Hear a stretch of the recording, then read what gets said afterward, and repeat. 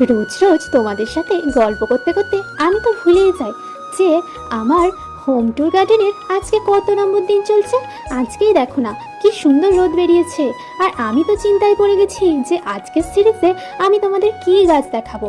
তো আমি ভাবলাম অনেক চিন্তা করে একটা ফলের গাছ রাখি, কারণ এতদিন ধরে তোমরা নানা রকমের পাতাবাহার গাছ দেখে দেখে পুরোপুরি মাথা খারাপ অবস্থা হয়ে গিয়েছে। সেই জন্য আজকে রাখলাম এই ফলের গাছটা। তো তোমরা আমাকে চটপট কমেন্ট করে জানাও তোমাদের এলাকায় এই ফলটাকে তোমরা কি নামে চেনো। আর আমাদের এলাকায় এই ফলটাকে আমি যেটা বলি সেটা হলো কামরাঙা। তো এই ফলটা খুব সুন্দর লাগে আচার করে খেলে, তো এটা কাঁচা অবস্থায় খাওয়া যায়। তো তোমরা আমাকে বলো যে এই ফলটা তোমরা খেতে কতটা ভালোবাসো।